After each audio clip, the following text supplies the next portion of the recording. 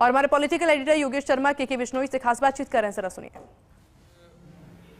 जिस तरीके की कठिन विषम परिस्थितियों में चाहे संगठन में बहुत लंबे समय तक काम करके और चाहे क्षेत्र के अंदर लोगों के बीच में घर घर में एक परिवार के रूप में काम करके और लोगों के दिलों में जगह बनाकर गुड़ामालानी जैसी कठिन सीट से आज मेरे को जनता ने विश्वास जता करके और जिताया है और यहाँ पर भेजा है।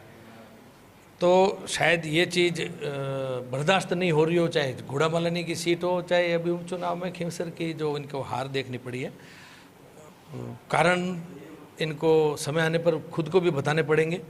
और जिस तरीके से ये निराधार बातें करके इनकी एक जो लंबी आदत का हिस्सा रहा है, लेकिन शायद पीछे के कालखंड में इन्होंने लोगों को पीछे कर दिया होगा, लेकिन इस बार इनको थोड़ी मेहनत भी करनी पड़ेगी।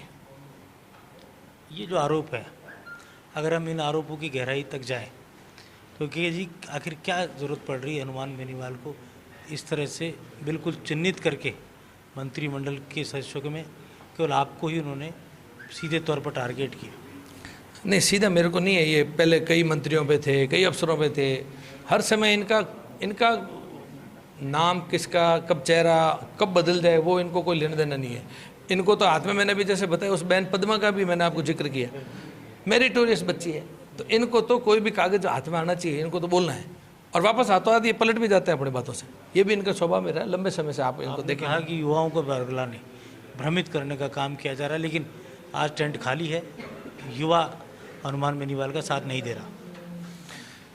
देखिए, वो मेरे को बताने की आवश्यकता नहीं है। वो आप सभी मीडिया के बंधु, आप लोग अच्छे तरीके से जानते भी हैं, समझते भी हैं कि आज किस तरीके से इनका ये आंदोलन कितना कामयाबी की तरफ है। इस वजह से ये और भी ज़्यादा बौखला गए।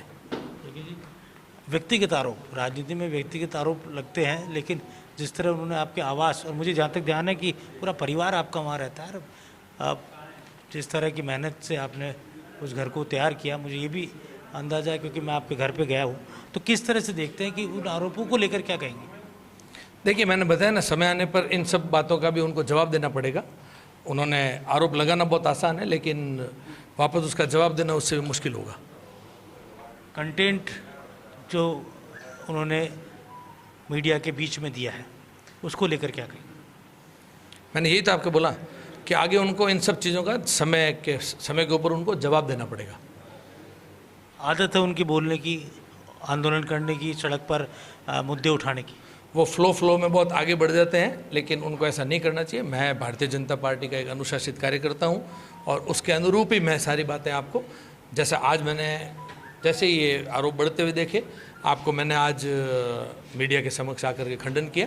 आपको आगे की भी जो भी रणनीति रहेगी, जो भी सलाह के बाद में बात निकल के आएगी, उसी अनुसार आपको उसका भी जवाब दूंगा। एक जो आखिरी सवाल है कि आपने भी कहा प्रेस कॉन्फ्रेंस पे भी कि जब चुनाव था खींवसर का, उस समय भी आपको कहा गया कि आप ये क्षेत्र छोड़ जाइए, इस तरह की बातें आपको की गई, लोग प्रलोभन धमकी सोशल मीडिया के जरिए आप तक पहुंचाई गई।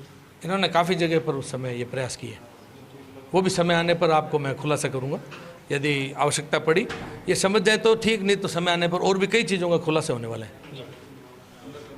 और जिस तरह के बिश्नोई ने अपनी बात कही है, उन्होंने कहा कि समय आने पर परतें खोलेंगे, एक एक करके खुलासा करेंगे और जिस तरह के आरोप उन पर लगे हैं उनका माकूल जवाब दिया जाएगा। कैमरा जर्नलिस्ट संजय के साथ योगेश शर्मा, फर्स्ट इंडिया, जयपुर।